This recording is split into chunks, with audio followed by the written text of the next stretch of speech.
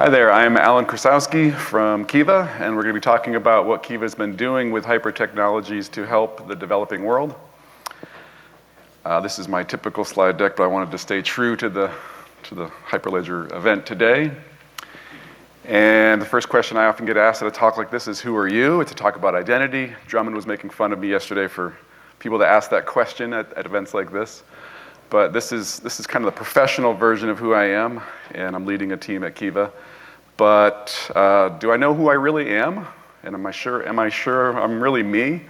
There's a song I listened to last summer that this line kind of stuck in my head, and I think it's appropriate for this space. So there's a term called sonder, which is like looking at every human being in a city or in a room like this and saying, well, who are you and who have you been? And here's a flash at my life, or a few slices through it. I was born, I was given a name by my parents. I wasn't self-sovereign out of the womb.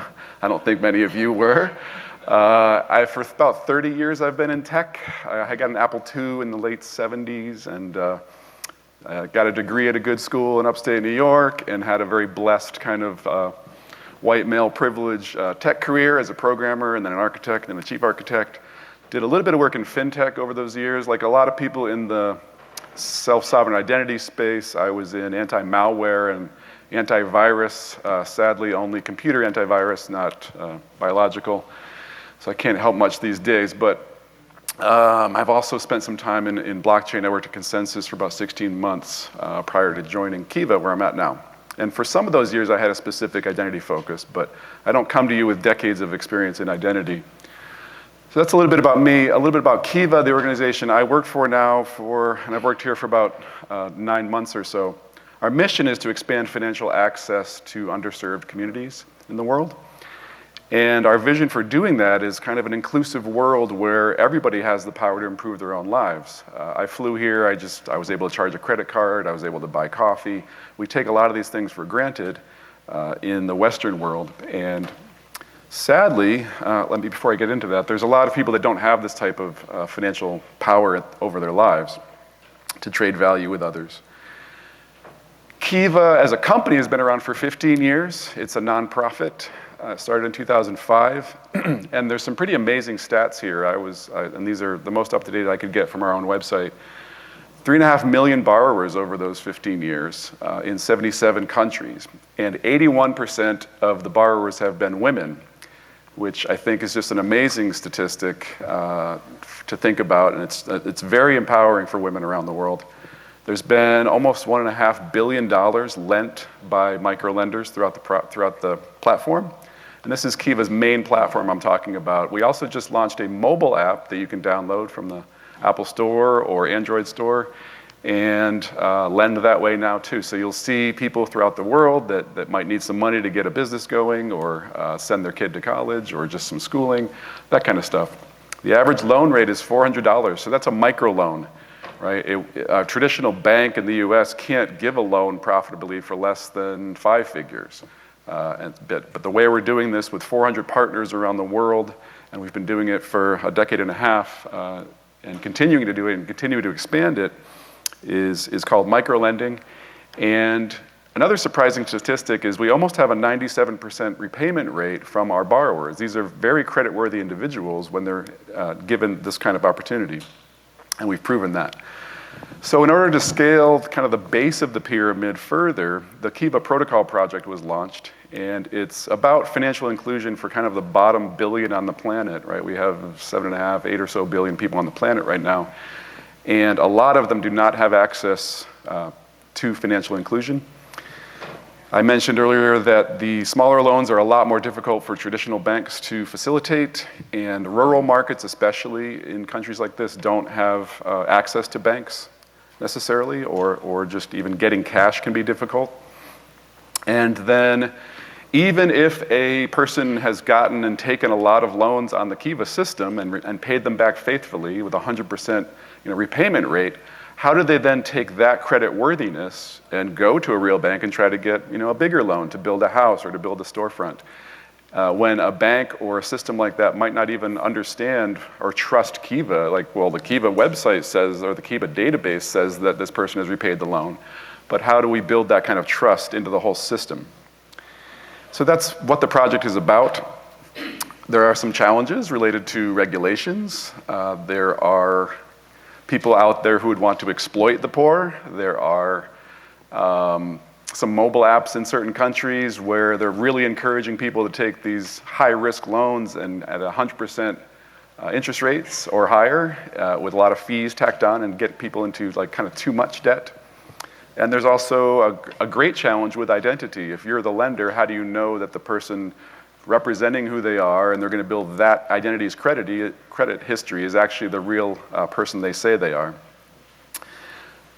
We like to quote the statistic that there's 1.1 billion people have no official way to prove their identity in the world. And if you think about just getting to this conference, or every transaction you've done to stay at a hotel or to book a flight or to get coffee or to get into this conference, you've had to prove your identity several times per day, if not per hour sometimes.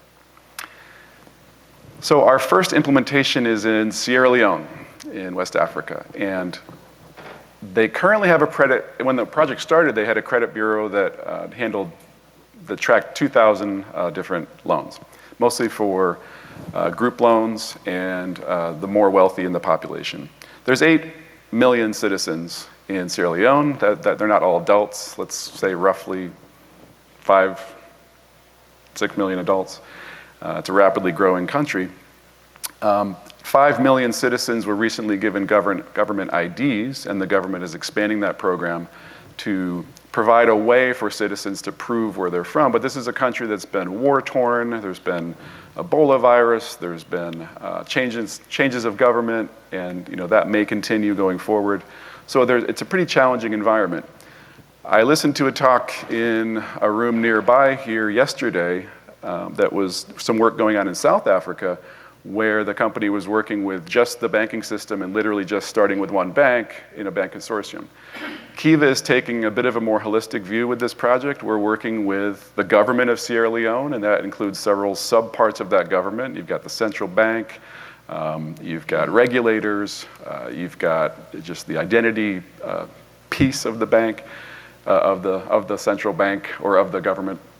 We're also working with lots of banks in the area. We're working with microfinance institutions in the area. So it's a holistic kind of approach. We're also somewhat working with different UN agencies as well that have helped fund the project and get us doors open into bringing the entire country along for this journey. Anybody recognize this building? You might have seen it when you walked in. It's like a block from here. It's a Chase big bank building. I'm just trying to give you a feel for the difference between something like this, which is one block from where we're sitting today. And here's one, the Marapa Community Bank in Lunzar, and this is in Sierra Leone. Not quite as sophisticated, but to give you even more of a real feel for what's it like there. I hadn't visited Sierra Leone before this project. Let me play you this video. It's very short, but it will explain the project. His Excellency, President Julius Maada Bio.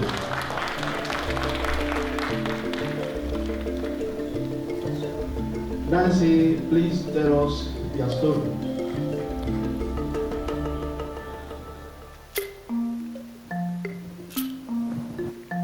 I have 2 children. I have my adopted children with me. I have my parents with me. We are over 20. So it's very difficult as a single parent to fulfill all those financial demands. I am an agriculturalist. I also do crochet, knitting. I have to work very, very hard for my kids. You got a hat. Because if I am not sacrificing, my kids will not have enough food. I'll not be able to go to better school. As of now, I am not financially stable because I don't have access to loan.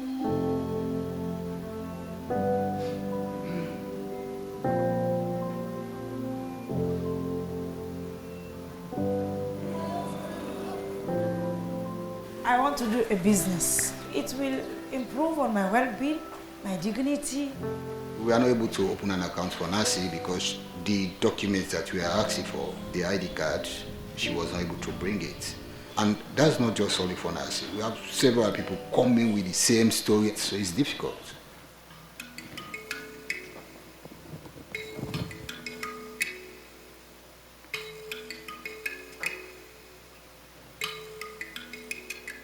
One of the major issues with financial inclusion today is that there is this lack of verifiable identity. And more than that, there's no credit history that's tied to that individual. We started working with the Sierra Leone government for the past 8 months now. Many people within Sierra Leone may not have actual documentation for proving their identity. We're here announcing this huge milestone. With the launch of this new platform, people now have a credit history that they can take from one bank to the next. And you will see that the live KYC check requires only a national identity number and a fingerprint.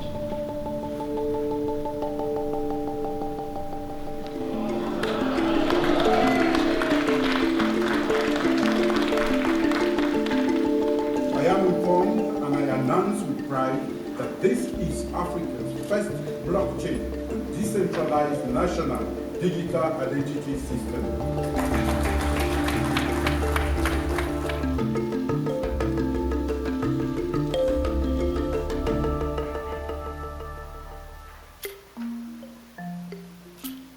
I am the first African woman to do the digital identity.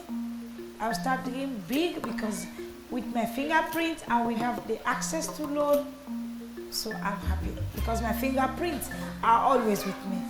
I will not leave them behind.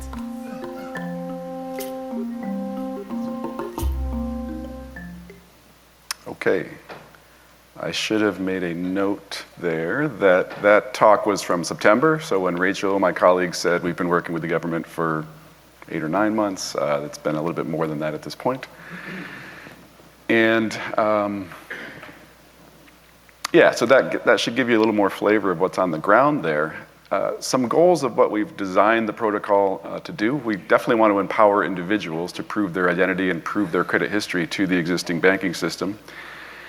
We want to leverage and contribute to open source projects like Hyperledger and support kind of emerging W3C standards, because I think there's going to be a lot more interoperability of these types of digital identity primitives than we've seen in just kind of one-off projects from some of the pioneers.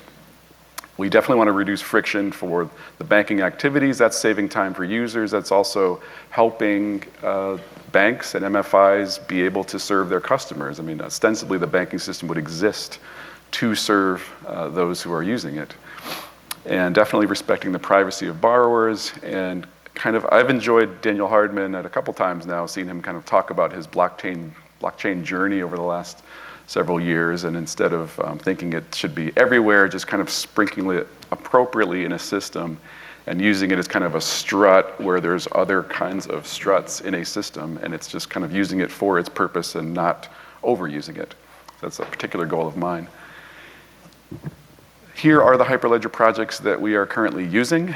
We use Indy, we use Aries, we use Ursa, we use Besu. That's a decent subset of kind of the poster you see on the 3rd floor of all the projects out there.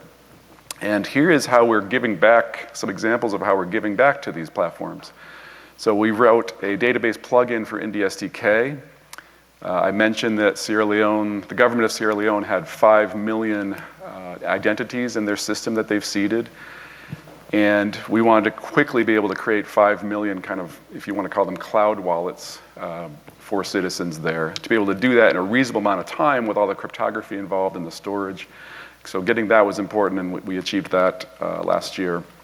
We've participated in Aries JavaScript working groups. We've done some key management and secure storage. My colleague Cam in the front row here has done some of that work. And he's also helped migrate Indy to use some of the Ursa cryptographic primitives. And we've given all that back to the community so far, and we have more work planned to do in 2020 and beyond.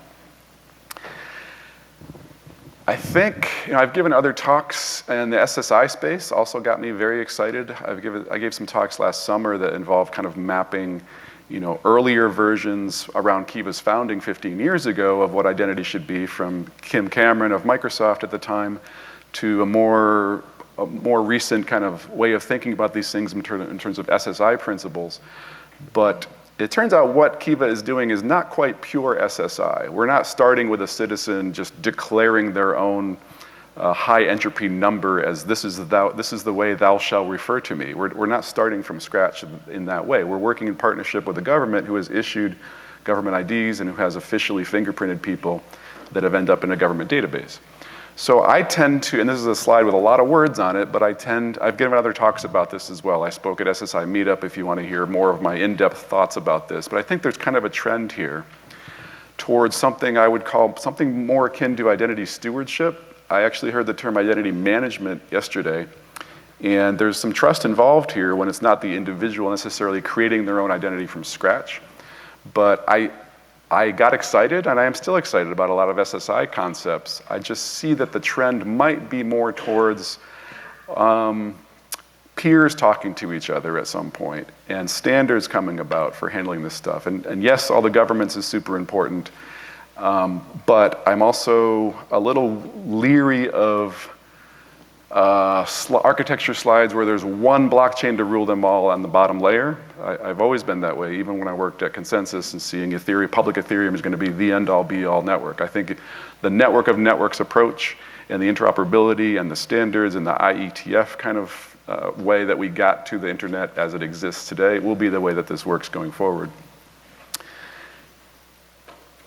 I think it's important, and other speakers at this conference have noted that the results of kind of the single sign-on OAuth, OpenID Connect, has been surveillance capital, and has been Cambridge Analytica, has been kind of collusion among the big parties to share your data.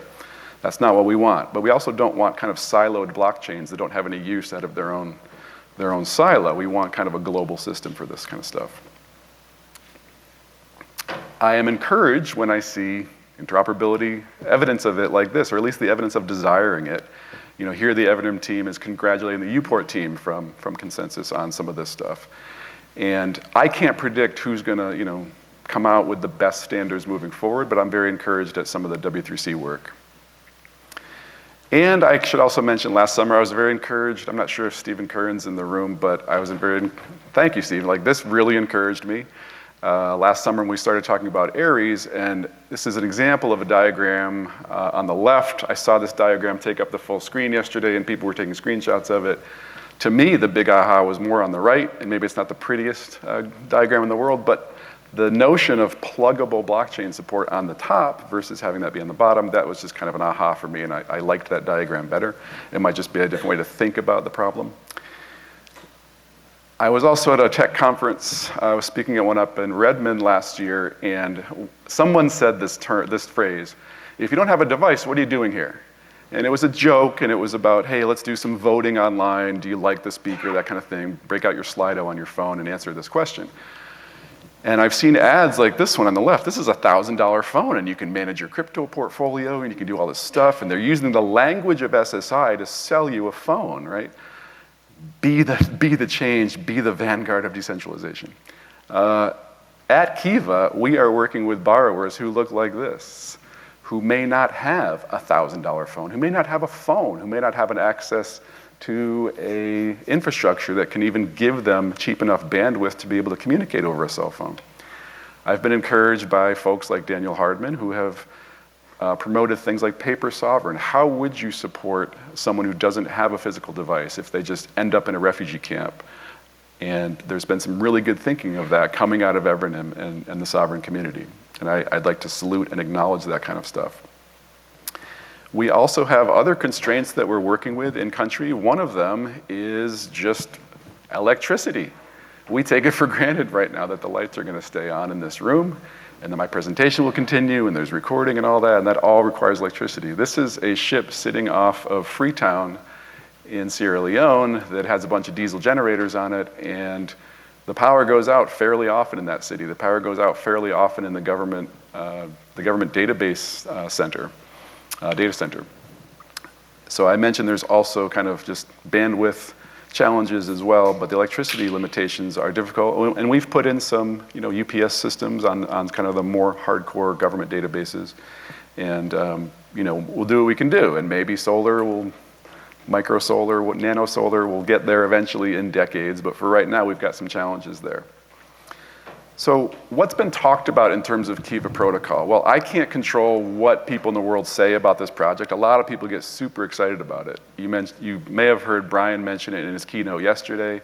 We just heard Don Tapscott mention it in his keynote this morning. And people will say all kinds of things about this project as if it's perfect and exists today and it's working super well.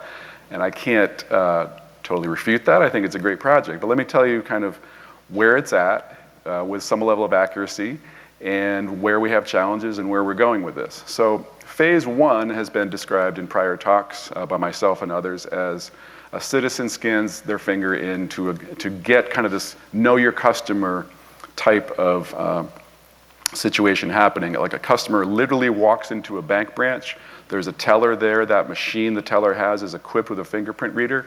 Kiva has installed software on that banking computer and hooked up the USB port and all that, and it has a live connection to Kiva's servers, which have connection to the government database.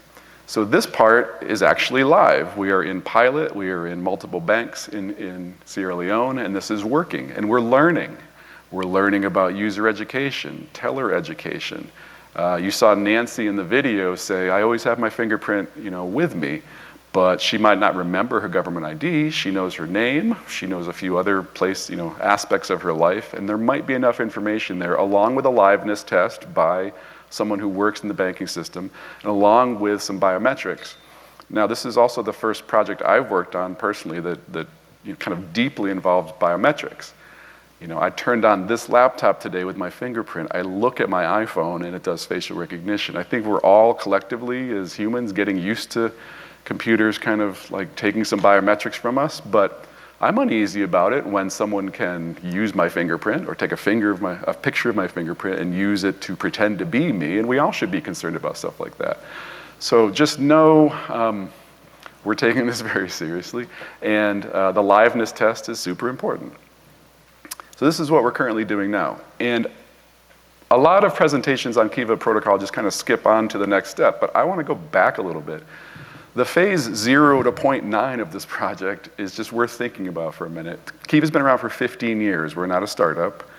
The Kiva Protocol is essentially being run as a startup within a larger, parent company, if you will. But we're a dozen or so employees and a bunch of volunteers working on this stuff, and we've got people staying long periods in Sierra Leone, in country, or staying at least in the time zone, maybe London from time to time. And we're on the ground, and I'll show you some examples of that soon. There's a ton of coordination with government entities and banking entities and regulators and global thinkers about how we're going to introduce this into other countries. That has some overhead to it. That has slowed the project down from say a typical San Francisco startup that's doing some cloud-based thing that they can just kind of put out there for the world and ramp to 1 million users in a day or so. We've had some user interface testing, like I've mentioned. We've had performance and load testing that we've done. I also mentioned that I come from a software security background. I spent 15 years in the space at companies like Symantec and McAfee and Cylance, and I have taught programmers how to do more secure code and avoid buffer overflows and SQL injection and things like that. So we've had teams of people look at our code base, look at our project, try to attack it, show, hey, we found a weakness in this area, let's fix that before we go live. I think these kinds of activities get short shrift at some conferences like this, and we just say, hey, we invented this thing, here's the architecture, we built it, and it's shipping. It's very important to do these kind of activities, and Kiva's been investing in that. Here are some of the coordination challenges. These are pictures of my colleagues on the ground in Sierra Leone working with regulators, working with the banking system, getting this system kind of slowly up to speed and seeing what works and what doesn't. How do you present it to the user? What is informed consent? How do you get all these different stakeholders aligned for the benefit of the community in this one country? And again, abstract this out. the next country we go to, and we're talking to a lot of them, might not have a database full of fingerprint records. How are we gonna authenticate people? You know, is it gonna be iris scans? Is there gonna be wrist or hand scans? Is it just gonna be blind trust? We'll see, we'll get there. Here's an architecture diagram that's super simplified, but if it's a way that you can think about what we've built so far in the system. So the green bits at the top and the bottom are on-premise in Sierra Leone. The top part is more about like the banking system. This would be at a bank or at a microfinance institution. Maybe someday it'll be, you know, just on somebody's mobile device when they're out on a moped visiting a farmer in a field, right? But for right now, this is where the system is at. We have a fingerprint reader installed at a bank, connected to a teller machine. There's banking software there that Kiva installs some software on to be able to talk to our own cloud-hosted microservices that are this. I've really simplified this, but we've got a gateway, and then we've got some credential management, we've got credit tracking in the works, we've got some auth, we've got some matching of the biometrics, and these are all hosted web services, microservices, excuse me. We're also working with an external authentication provider for the bank employees themselves to log into that system. Someday they might fingerprint in as well. That's not happening today. We're working with Hyperledger blockchains. Now, I've been to this conference for a day and a half now, and I've already had several business development people from different companies try to entice me to use their kind of blockchain as a service or hosted blockchain services. Kiva is running Indy nodes right now. Kiva is running Besu nodes right now ourselves. Now, what's the governance of that? Well, it's Kiva right now. We are planning to open that up to others running that, but we have control of that system right now. So it's not sovereign network. It's not another kind of, it's not public Ethereum. Might Kiva go there in the future? Yeah, maybe, but this is what we have today, and we're building this out. We also have a separate kind of cloud-hosted observability system for logs and analytics and measuring uptime and trying to deduce problems across these really distributed microservices. And we have another cloud service that's helping kind of host some of the UI that gets pulled down to the banking system. So we can update that without having to kind of have a massive system in place to manage that. So that should give you kind of just a picture of what we've built so far. Now, where are we going from here? Well, one of the next steps is providing credit reports. This would be for actors in the system, people who've taken out loans, to be able to prove their credit worthiness. You know, what is their repayment? And we don't want to be Equifax here, but we want to kind of provide a way to track information about people's repayment histories when they've been made, you know, well, or when they haven't been made well, but allowing a citizen to prove that, hey, I paid this back, I am creditworthy, I'm worthy of more credit, or like, you know, score me versus everyone else, and be able to do aggregations on things like this. So we are working with partners who have expertise in this area. We are working with kind of global agencies that have helped install credit bureaus in different countries and help design them. Next, repayment tracking itself, and not just for bank loans, but also for microfinance loans like Kiva. Obviously, Kiva tracks its own loans that it's giving out to people in the world, but getting that into a format and into a state where it can be interoperable with other systems, and it can be trusted, and the provenance of the data can be trusted. So those are kind of the next two phases of where we're going. Again, phase 2 is about just providing credit reports. Phase 3, these might reverse. This is work that's ongoing in the field, and I'm not gonna share more than I should today about just where we're at on these things, but that's how you should think about the project. We've got identity working, and we're building out the credit solutions. Some challenges are that fraud and deception are rife. I come from software security, so if you show me a system, I will think about how to break it. That's just naturally where my brain goes to. And there's a lot of theft and thievery in the world.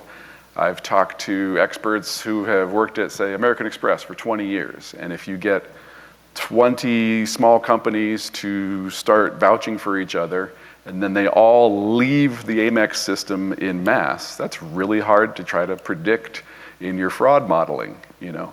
And Google's had the same problem with PageRank and all these sites kind of pointing to each other, but they're all just rip-off sites. There is some machine learning and AI techniques that might help with that, but there's some really sophisticated attacks here that we want to ultimately try to prevent against. In this case, some of the stewardship and trust models that are coming out of the SSI world may make sense. We also wanted to kind of separate our identity management system from our credit tracking system. If you take a system like Indy that was purpose-built for identity, it would be possible, I think, but probably not practical or easy to build a credit tracking system on that. And maybe there's folks from every name in the room who disagree with that, but that's my current understanding. And so we're looking to more of a system where there's kind of broad-based smart contracts that can do things, you know, Turing-complete smart contracts that we can build up some of the primitives for credit tracking in a way that might be more using a blockchain for its intended purpose. I've mentioned some of these as well, that biometric confirmations, like a fingerprint, can be used to confirm, like in Nancy's case in the video, she was literally providing consent by putting her fingerprint down there. She might have looked at information on the bank screen and said, yes, this is all accurate. But in other cases, she might have moved recently and the government doesn't have her updated address. One bank does, another bank has an even older address. How do we synchronize these things? How do we know that she's the authority to say where she's living? Can she prove it through other means? Does she have verifiable credentials from her utility company or her mobile phone company or others in her neighborhood who can help track her down? Because we're building a system here that will also eventually work for shopkeepers who want to extend credit and track the repayment history.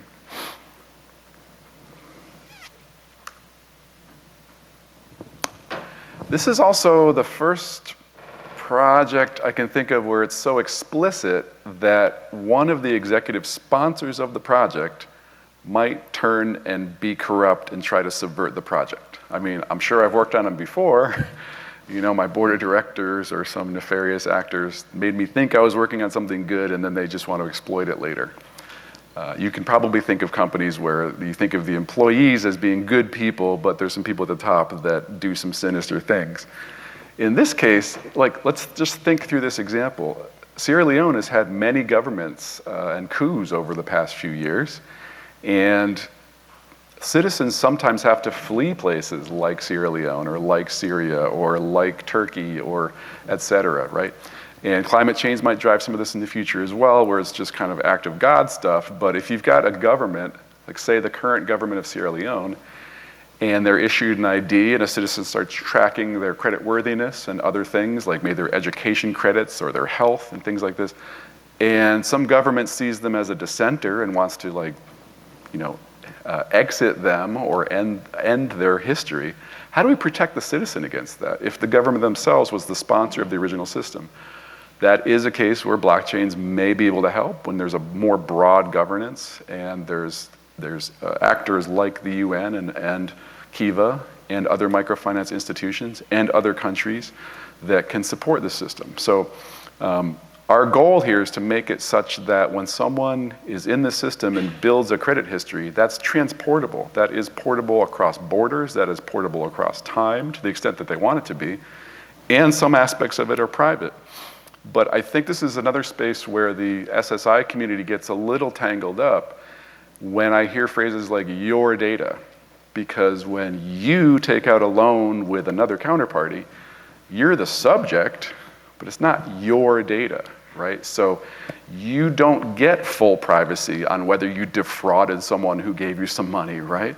That should be information that the next lender should be able to get about you. Now, maybe there's a time limit. We don't look back more than 7 years in this country, or we tend not to look at bankruptcy as like you're unbankable for the rest of your life.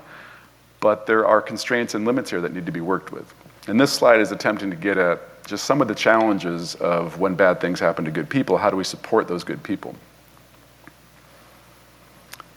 So to sum up some of the challenges and realities, we're dealing with kind of hardware-free sovereignty to the extent that we can, that makes us stewards of people's identity. And the government is already acting in that sense.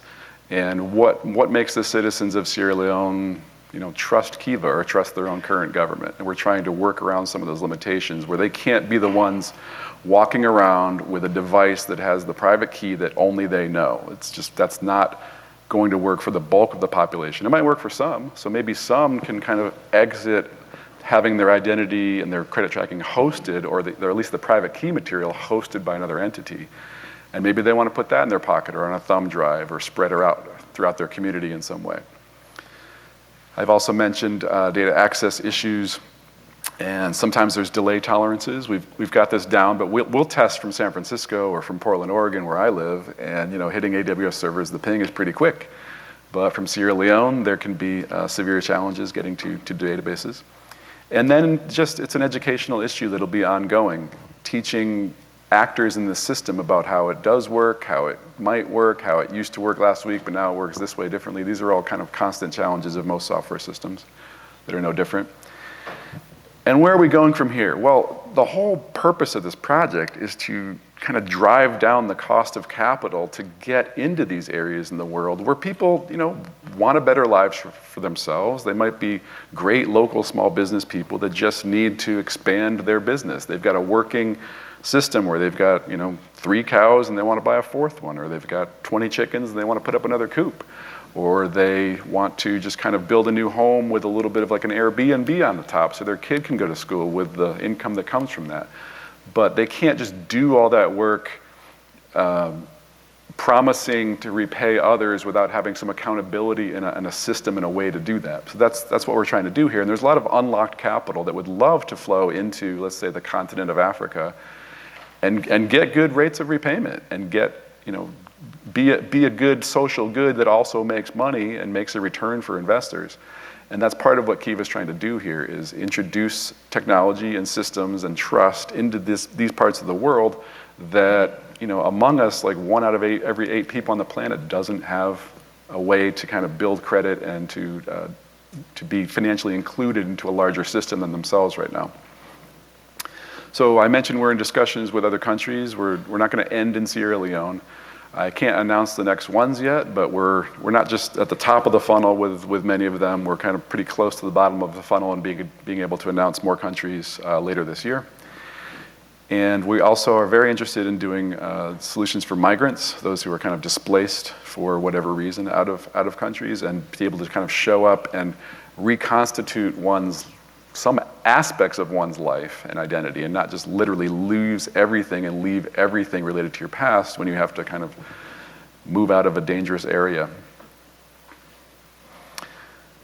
So here's my typical plea at the end of these talks. Help join us if you think this stuff is interesting. There's been a number of you in this room who have been very supportive and very helpful of Kiva, who have helped educate me on some of how the Hyperledger stuff works. We're hiring. We've been hiring for this team for a while, and we also have a lot of volunteers. We have trustees. We have folks working on the ground for internships and things like this that are available. So please check out Kiva. We also, I think I mentioned, launched a mobile app recently that can get you thinking about all the people in the world you might be able to help with your spare money or your idle capital that's just sitting there.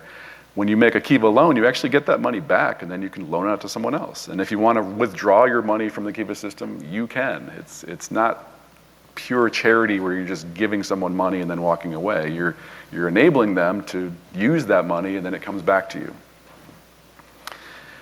And I also like putting this slide up just to tell you about the company I'm working for here. These are 6 Kiva core values that are taken pretty seriously around the place, and they help align us all in our thinking about what we're doing and why. So we definitely value the impact we have on the world. You'll see us quoting the impact a lot, but it's a company that's been around for 15 years and has had a lot of impact around the world, and it's done a lot of good.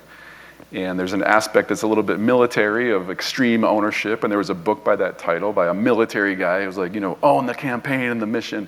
But it really stands kind of this personal accountability for what you're doing, which drives meaning in your life. I mentioned that 81% of our loans go to women. We're definitely about inclusion and diversity and equity. And being inquisitive and asking questions and kind of challenging assumptions on systems. And thinking like an attacker, I think, is a skill that's pretty valuable there.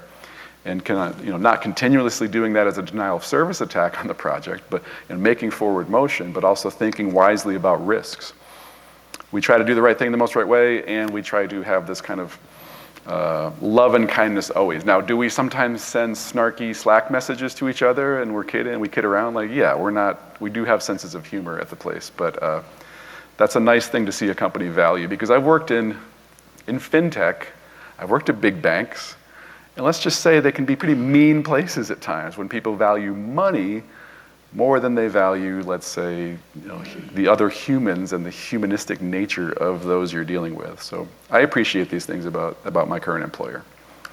And with that, that's where I'm going to end up. And I think that was exactly on time. We've got another speaker in 5 minutes. So